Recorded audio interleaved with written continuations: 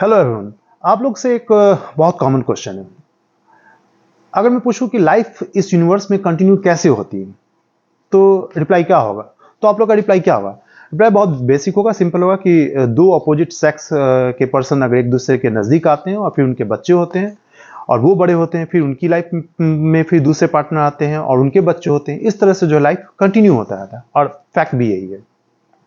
और इसीलिए कहा जाता है चाइल्ड रिफ्लेक्ट देयर पेरेंट्स, मतलब जो बच्चे जो हैं वो एक तरह से अपने माँ बाप के जो हैं वो साया होते हैं, मतलब उनको ही रिफ्लेक्ट करते हैं। और है भी ऐसा। और अक्सर आपने सुना होगा कि बच्चे का जो है वो फेस जो है वहां पे गया है, उसका जो कलर है वो वहां पे गया है, उसकी जो हेयर्स हैं वो कर्लिंग है वो उसके फादर पे गया है। तो इस तरह के जो बातें हैं आप अपने सराउंडिंग में जरूर सुनते होंगे। और बच्चे की पहचान भी उसके माँ बाप से ही होती है। और चूंकि हमारा सोसाइटी पैट्रियर्चल सोसाइटी है तो इसलिए जो सरनेम होता है वो फादर से आता है। Is very common in the society. तो लेकिन ऐसे कुछ केसेस देखे जाते हैं जिसमें जो है फादर, यूजुअली फादर मैं बोल रहा हूं क्योंकि most of the cases father को ही ऐसा देखा गया है। अभी जो मैं आपके साथ केसेस डिस्कस कर रहा हूं उसमें यूजुअली जो है फादर के साथ ही ऐसा होता है कि फादर जो है अपने बच्चे को पहचानने से इनकार कर देते हैं और फादर कहते हैं कि नहीं, ये मेरा बेटा नहीं है या मेरी बेटी नहीं है या ये मेरा चाइल्ड नहीं। ऐसे बहुत सारे केसेस हैं। मैं आपको बहुत सारे ऐसे केसेस को डिस्कस करूंगा इस वीडियो में, बस वीडियो को आप देखिएगा। तो ये कैसे पता चलेगा? देखिए, अर्लियर टाइम में क्या होता था कि पिछले मतलब पहले के समय क्या होती कि जो वाइफ होती थी, जो माँ होती थी, वो बताती थी कि हाँ ये आपका बच्चा है। तो जो फादर होते थे वो एक्सेप्ट करते थे कि ओके ठीक है। लेकिन आज के दौर में समय बदल चुका है, लोग में जो ट्रस्ट गैप है और ह्यूमैनिटी कहीं ना कहीं कॉम्प्रोमाइज हुई है, इंसानियत का जो लेवल है वो कहीं ना कहीं गिरा है। और इसी की वजह से ऐसे केसेस देखने को मिलते हैं कि बाप जो है अपने बच्चे को पहचानने से इनकार कर देता है। और आप ये सुनोगे कि जिस तरह से समस्याएं आती है सॉल्यूशन भी उसका कुछ ना कुछ होता है जिससे कि आप उस समस्या से ओवरकम कर सकें, सॉल्यूशन हो सके आपको। और यही है, अगर कोई आज के समय में अगर कोई फादर या मदर कहेगा कि ये मेरा बेटा नहीं है तो only solution is DNA test. नाम आपने सुना होगा डीएनए टेस्ट क्या होता है। जी हाँ, डीएनए टेस्ट एक ऐसा टेस्ट है जिसके थ्रू बच्चे को उसके फादर से मिलाया जा सकता है। मतलब अगर कोई फादर क्लेम करे कि नहीं मेरा बच्चा नहीं है तो उसको प्रूफ किया जा सकता है डीएनए से। या फिर अगर बच्चा या माँ या फिर कोई फीमेल फॉल्सली क्लेम करती है कि ये आपका बच्चा है तो उस केसेस को भी सॉर्ट आउट करने के लिए डीएनए टेस्ट एक मेजर टूल है। ऐसे बहुत सारे केसेस वर्ल्ड में हुए हैं जहां फॉल्स केसेस को भी क्लेम किया गया कि ये बच्चा आपका है। जब डीएनए टेस्ट हुआ तो पता चला कि नहीं, वो लेडी सिर्फ पैसे के लिए कर रही थी। मैं आपको वीडियो में बताता हूं ऐसे केसेस, बहुत नामचीन केसेस, बहुत सेलिब्रिटी के साथ ऐसा घटना हुआ है। अब आप सोचेंगे कि मैं वीडियो इसलिए डिस्कस कर रहा हूं कि अभी रिसेंटली जो है वो रवि किशन के साथ ऐसा हुआ कि कोई एक लेडीज हैं अपर्णा ठाकुर नाम की, वो क्लेम कर रही हैं कि जो बेटी है, मैं नाम शायद भूल, सिनोवा है, समथिंग लाइक दैट, अगर मैं सही हूं तो, वो रवि किशन की बेटी है। और वो क्लेम भी कर रही हैं कि अगर रवि किशन जी एक्सेप्ट नहीं करेंगे तो मैं कोर्ट में जाऊंगी और मैं डीएनए टेस्ट के लिए भी जा सकती हूँ। देखिए, मैं आपको एक बात बता दूं, मैं यहाँ पे कोई प्रिजुडिस नहीं कर रहा हूं।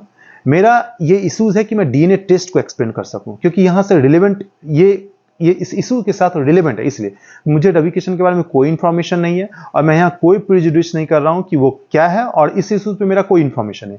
मैं डीएनए टेस्ट को यहां बताने की कोशिश कर रहा हूं कि कैसे डीएनए टेस्ट जो है इस इशू को सॉर्ट आउट कर सकता है, इस तरह के इशू को सॉर्ट आउट कर सकता है। और ऐसे पहले भी घटना हो चुकी है, ये नई घटना नहीं है। ऐसे बहुत सारी घटना वर्ल्ड में हुई है और बहुत सारे सेलिब्रिटी के साथ ऐसा घटना हुआ है कि जो फीमेल है वो क्लेम करती है कि ये आप ही का बच्चा है और बाद में डीएनए टेस्ट होता है तो बहुत सारे ऐसे केसेस में जहां प्रूफ भी हुआ है कि हाँ ये आपका बच्चा है, और बहुत सारे ऐसे केसेस में जिसमें वो डिस्प्रूफ हुआ है और वो जो लेडीज है वो क्लेम करती, बाद में वो एक्सेप्ट करती है कि ये मैंने पैसे के लिए किया है। अब आपके माइंड में एक क्वेश्चन आएगा कि ये डीएनए टेस्ट में ऐसा क्या है कि जिससे पता चल जाता है कि ये फादर है या ये मदर है, ये उसी का बच्चा है? ऐसा कैसे हो सकता है? जी हाँ, ऐसा होता है। और ये सबसे पहले और ये फर्स्ट टाइम जो हुआ वो 1980s में, 1984 में एक साइंटिस्ट हैं एलेक्स जेफरी, उन्होंने सबसे पहले ये प्रूफ किया कि हाँ इस टेक्निक का यूज करके आप कल्प्रिट को पहचान सकते हैं। एक केसेस था उस समय, अगर मैं सही हूं, कि उसमें क्या होता है कि एक रेप होता है और पुलिस रेपिस्ट को पकड़ नहीं पाती है तो वो कुछ ऐसा क्राइम सीन पे साइंटिस्ट एलेक्स जेफरी साहब जाते हैं और उसको सैंपल को उठाते हैं और उससे वो पता लगाते हैं कि हाँ ये जो है वो रेपिस्ट है और बाद में उसको जेल भी होता है। और उसके बाद से ये जो डीएनए टेस्ट की टेक्निक है ये वर्ल्ड पॉपुलर हो जाती है, क्योंकि ये one of the best technique है मतलब इस तरह के केसेस को सॉर्ट आउट करने, चाहे मर्डर को फाइंड आउट करने में, चाहे रेपिस्ट को फाइंड आउट करने में, या फिर पैटर्निटी टेस्ट मतलब कि बच्चे के फादर को फाइंड आउट करने में या माँ को फाइंड आउट करने में। ये एक one of the best test है। और मैं आपको बता दूं कि ये जो डीएनए टेस्ट है वो ऑलमोस्ट 100% एक्यूरेसी के साथ वर्क करता है। मतलब इसकी जो एरर के चांस है, आप सोच लीजिए कि 1 in 1 बिलियन, मतलब पूरे भारत की जनसंख्या को एक साथ किया जाए तो उसमें एक केसेस में ऐसा हो सकता है कि ये रॉन्ग रिपोर्ट रिजल्ट दे। मतलब कि ऑलमोस्ट राइट है, ऑलमोस्ट 100% एक्यूरेसी है इसकी, और इसकी एक्यूरेसी प्रूफ भी है। कुछ बहुत सारे ऐसे केस है, जैसे मैं आपको बताता हूं कि एक फेमस केस रिसेंटली तो मैं नहीं कह सकता हूं, 2012 या 11 या 12 के केस होगा। एनडी तिवारी जो एक बहुत बड़े पॉलिटिशियन है कांग्रेस के, और वो फॉर्मर गवर्नर भी रह चुके हैं आंध्र प्रदेश के, चीफ मिनिस्टर भी रह चुके हैं उत्तर प्रदेश के। 2008 में रोहित शेखर नाम का एक पर्सन होता है जो क्लेम करते हैं कि एनडी तिवारी जो है उनके फादर है, बायोलॉजिकल फादर है। बायोलॉजिकल फादर का मतलब कि वो उनके मतलब जन्मदाता जो पिता कह सकते हैं वो है। लेकिन एनडी तिवारी टोटली डिनाई करते हैं, वो कहते हैं कि नहीं, ये टोटली एक पॉलिटिकल गेम है। बाद में वो रोहित शेखर कोर्ट प्रोसीड करते हैं, और कोर्ट जो है वो फिर इस मुद्दे को कवर करती है, और फाइनली जो है वो एनडी तिवारी को दिल्ली हाईकोर्ट एनडी तिवारी को सजेस्ट करते हैं कि आप डीएनए टेस्ट से जाइए। इनिशियली एनडी तिवारी डिनाई करते हैं डीएनए टेस्ट से, लेकिन फाइनली वो डीएनए टेस्ट होता है और वो प्रूफ होता है कि रोहित शेखर जो है वो एनडी तिवारी के बेटे हैं, और एनडी तिवारी भी उनको एक्सेप्ट करते हैं। तो ये डीएनए टेस्ट के बेसिस पे ही होता है। और डीएनए टेस्ट यही नहीं है, सबसे इंडिया में अगर मैं बात करूं, मैंने बताया कि वर्ल्ड में फर्स्ट टाइम 1984 में यूज हुआ था डीएनए टेस्ट, लेकिन इंडिया में जो first time DNA test use हुआ था वो 1989 में। जी हाँ, वो भी एक मतलब पैटर्निटी टेस्ट के लिए ही यूज किया गया था। और आपको पता है कि जो इंडिया में डीएनए टेस्ट किसने लाया था? जी हाँ, doctor Lalji Singh is the famous scientist, और उनको कहा जाता है father of DNA fingerprinting in India. आप गूगल में सर्च कर सकते हैं डॉक्टर लालजी सिंह, और वो सीसीएमबी के जो है वो साइंटिस्ट थे, और वो आई थिंक अगर मैं राइट हूं तो वो बीएचयू के वीसी भी रह चुके हैं डॉक्टर लालजी सिंह। हालांकि वो दुनिया में नहीं है, लेकिन उनकी ये टेक्निक जो है वो बहुत ही कह सकते हैं कि इफेक्टिव टेक्निक है, और बहुत सारे केसेस को इस टेक्निक ने सॉल्व किया है। एक अभी मैं आपको बताया कि एनडी तिवारी का केस, इसके अलावा आपको मैं बताऊं कि जो राजीव गांधी का केसेस था, मतलब जो राजीव गांधी का जो असैसिनेशन हुआ था, उसमें भी ये डीएनए टेस्ट का यूज किया गया था। और ये पहली बार हुआ था कि डीएनए टेस्ट का यूज करके सिर्फ विक्टिम की नहीं, मतलब कि राजीव गांधी की पहचान नहीं हुई थी, जो उन पे अटैक किए थे उसकी भी पहचान उस डीएनए टेस्ट के थ्रू हुई थी। इसके अलावा कुछ और बहुत सारे फेमस केस है, जैसे नैना सहनी मर्डर केस होता है मुंबई में। नैना सहनी के केस में भी एक कांग्रेस की लीडर होते हैं जो अपनी वाइफ का जो है वो मर्डर करते हैं, और मर्डर करने का चॉप्ड आउट कर देते हैं, मतलब, और उसके बाद उसको तंदूर में जला देते हैं। लेकिन डीएनए का एक बहुत स्ट्रांग प्रॉपर्टी है कि वो डिस्ट्रॉय नहीं होता है। आप चाहे कितना भी जला दें, डीएनए डिस्ट्रॉय नहीं होता है। और यही हुआ, पुलिस जो है वो इन्वेस्टिगेशन करती है और फाइनली उस जगह पे पहुंचती है जहां पे उसको जलाया जाता है, और उस तंदूर से, मतलब जो तंदूर जिसमें जलाया जाता है, वहां से बोन से वो डीएनए निकाल लेता है पुलिस, जो फॉरेंसिक टीम होती है। और बाद में पता चलता है कि वही उसके जो हस्बैंड है वो उनको मर्डर किए। और ऐसे बहुत सारे केस है, जैसे फॉर एग्जांपल साइनी आहूजा जो बॉलीवुड एक्टर हैं, उनको भी जो रेप केसेस में डीएनए टेस्ट का ही यूज किया गया उसको प्रूफ करने के लिए। इसके अलावा 2012 में जो दिल्ली गैंग रेप हुआ था बस में, उसमें भी डीएनए टेस्ट को यूज किया गया, जिससे कि जो एक्यूज थे बाद में उनको प्रूफ किया गया कि यही जो है वो रेपिस्ट है, और बाद में उनको सजा भी मिली, डेथ सेंटेंस भी मिला, वो उसमें भी डीएनए टेस्ट का यूज किया गया। इसके अलावा अभी रिसेंटली 2023 में जो श्रद्धा वॉल्कर केस में जो दिल्ली मेहरौली कांड हुई थी, उसमें भी डीएनए टेस्ट का यूज किया गया। मतलब डीएनए टेस्ट इज 100% एक्यूरेट, इसीलिए इसको बहुत कॉमनली यूज किया जाता है। इसके अलावा मैं आपको कुछ ऐसे मतलब फैक्ट बता रहा हूं कि वर्ल्ड सेलिब्रिटी की, आप जस्टिन बीबर का नाम सुना होगा, जो अमेरिकन पॉप सिंगर है। 2011 या 12 में एक लेडी होती है जो क्लेम करती है कि जो उसके वोम में, मतलब उसके जो गर्भ में जो बच्चा है वो जस्टिन बीबर का है। और वो लेडी जो है वो कोर्ट जाती है, और कोर्ट फिर डायरेक्शन देती है कि ठीक है, जस्टिन बीबर को डीएनए टेस्ट से गुजरना होगा, और जस्टिन बीबर अपना डीएनए सैंपल देते हैं, डीएनए टेस्ट होता है, लेकिन वो डीएनए टेस्ट फेल होता है। मतलब कि वो जो लेडी जो क्लेम कर रही थी, उसके पेट में जो बच्चा था वो जस्टिन बीबर का नहीं था, वो सिर्फ पैसे के लिए कर रही थी, और बाद में वो एक्सेप्ट भी करती है कि हाँ, मैंने सिर्फ पैसे के लिए और पॉपुलैरिटी के लिए ऐसा किया है, और जस्टिन बीबर को क्लीन चिट मिलता है। तो ऐसे कुछ केस है जिसमें भी डिसअप्रूव भी हुआ है। आपने एप्पल का नाम सुना होगा, एप्पल जो मोबाइल बनाते हैं, उसके जो को फाउंडर थे स्टीव जॉब्स, उनके साथ भी ऐसा हुआ था कि वो अपने अर्ली एज में, जब स्कूल एज में रहेंगे या कॉलेज एज में, तो उनकी एक फ्रेंड थी जिनके साथ उनका रिलेशनशिप बना, और उससे एक बच्चा हुआ, 1970s की दौर की बात कर रहा हूँ, 1970s 80s में।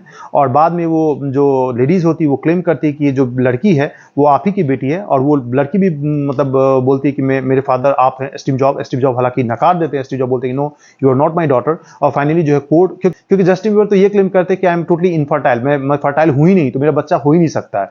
तो बाद में वो लड़की कोर्ट जाती है और कोर्ट के मतलब डायरेक्शन के बाद जो है वो डीएनए, स्टीव जॉब को डीएनए टेस्ट से गुजरना पड़ता है, और फाइनली ये प्रूव होता है कि वो लड़की रियली में स्टीव जॉब की बेटी होती है। आप गूगल भी कर सकते हैं उस लड़की का नाम, लीजा ब्रेनन जॉब्स ऐसा कुछ नाम है। और बाद में डीएनए टेस्ट से पता चलता है कि जो लड़की लीजा ब्रेनन जॉब है वो रियली में जो है वो स्टीव जॉब्स की बायोलॉजिकल डॉटर है।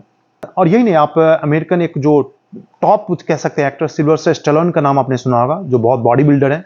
आप उनकी जो मूवी होती है रॉकी, शायद उनकी मूवी आती थी पहले, रॉकी की सीरीज आती थी शायद, सिल्वेस्टर स्टैलोन जो बहुत पॉपुलर एक्टर हैं। उनके साथ भी ऐसा हुआ कि 90s के दौरान जेनिस डिकिंसन, उनके साथ उनका कुछ रिलेशन होता है, और जेनिस डिकिंसन कहती है कि मेरे पेट में जो बच्चा है वो सिल्वेस्टर स्टैलोन आपका है।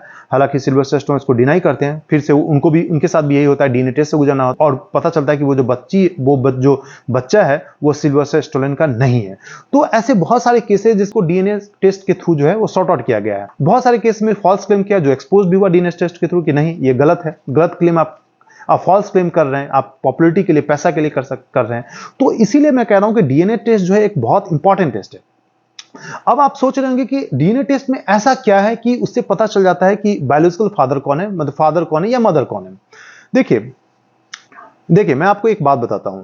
बच्चे का जो जन्म होता है उसमें जो डीएनए आता है वो हाफ फादर से और हाफ मदर से। अगर बायोलॉजिकल भाषा में कहूं तो एक इंसान में, थोड़ा सा मैं यहां बायोलॉजी बता रहा हूं, 46 पेयर ऑफ क्रोमोसोम होते हैं, और 46 में आधा जो होता है 23 पार्ट, 23 पार्ट जो आता है वो फादर से आता है, और 23 जो आता है वो मदर से आता है, मतलब इक्वली आता है। ठीक है, तो दोनों से आता है उस बच्चे में। मतलब उस बच्चे में जो डीएनए होगा वो आधा जो हाफ पार्ट जो है वो फादर से आएगा और हाफ पार्ट जो है मदर से आएगा। ठीक है, ये आप समझ लीजिए कि बच्चे में जो डीएनए आएगा उसका हाफ पार्ट फादर से डिराइव होता है और हाफ पार्ट मदर से डिराइव होता है। अब आपको मैं बताता हूं बहुत की पॉइंट, आप यहां ध्यान से सुनिएगा। देखिए हर इंसान के डीएनए में, उसके बॉडी में जो डीएनए है उस डीएनए में एक पर्टिकुलर लोकेशन है जो बहुत यूनिक है। मतलब यूनिक का मतलब यह हुआ कि वैसा किसी दूसरे इंसान में नहीं हो सकता है। एक ही एक्सेप्शन, वो है क्या, मोनोजाइगोटिक ट्विन। मैं यहां मोनोजाइगोटिक ट्विन को डिफाइन नहीं कर रहा हूं, आप गूगल करके सर्च कर सकते हैं कि मोनोजाइगोटिक ट्विन क्या होता है, मतलब जुड़वा बच्चे होते हैं। तो मोनोजाइगोटिक ट्विन के अलावा दुनिया में ऐसा कभी नहीं हो सकता है कि किसी दो इंसान का डीएनए एक जैसा हो। मतलब आपका डीएनए किसी दूसरे इंसान के डीएनए से मैच हो ही नहीं सकता है। ठीक है, हां आपका डीएनए हाफ आपके फादर से मैच करेगा और हाफ आपके मदर से मैच करेगा, क्योंकि हाफ आपके फादर से डीएनए है और हाफ आपके मदर से आया है। अब मैंने बताया कि वो जो रीजन है यूनिक, उस रीजन को कहा जाता है माइक्रोसैटेलाइट रीजन। बस आप नाम याद रखिए कि माइक्रोसैटेलाइट रीजन। अब देखिए थोड़ा सा मैं आपको एग्जांपल से समझाता हूं। आप कभी सुपरमार्केट में गए होंगे, मॉल में गए होंगे, और हर प्रोडक्ट पे एक बार कोड होता है, और वो बार कोड यूनिक होता है उस प्रोडक्ट के लिए। उस पूरे मॉल में जितने भी प्रोडक्ट होंगे वो बार कोड मैच नहीं करेगा। उसी तरह से इंसान के डीएनए में एक पर्टिकुलर रीजन होता है जो उसका बार कोड जिसको कह सकते हैं हम, जो माइक्रोसैटेलाइट मैंने कहा, उसको अगर लेमैन में आपका एग्जांपल में दूं तो उसको आप सोचिए कि वो एक बार कोड है, और वो बार कोड दुनिया के किसी भी इंसान के साथ आपका मैच नहीं कर सकता है। और वो बारकोड का हाफ पार्ट आपके फादर से मैच करेगा और हाफ पार्ट आपके मदर से मैच करेगा। तो उसी बारकोड को यूज किया जाता है डीएनए टेस्ट में आपके फादर को पहचानने के लिए या आपके मदर को पहचानने के लिए। ठीक है, और वो बारकोड सपोज कोई फॉल्स क्लेम करता है कि नहीं ये जो बच्चा है वो आपका है, तो मैच ही नहीं करेगा आपका बारकोड अनरिलेटेड पर्सन से, ये इंपॉसिबल है। तो इसीलिए उसी बारकोड का, जिसको हम कह सकते हैं माइक्रोसैटेलाइट रीजन, वो यूनिक होता है, उसी का यूज किया जाता है डीएनए टेस्ट के लिए। तो अगर फॉर एग्जांपल अगर कोई लेडी क्लेम करती है कि ये बच्चा जो है आपका है, तो उसमें डीएनए टेस्ट का यूज करके उसी बारकोड को चेकआउट किया जाता है और मैच किया जाता है फादर से और मदर से। अगर वो मैच करता है तो obviously you are the biological father, अगर नहीं करता है तो नहीं है। That's very common, that's very simple. तो इसी टेक्निक का यूज करके जो है वो डीएनए टेस्ट से पता चलता है कि फादर कौन है, मदर कौन है।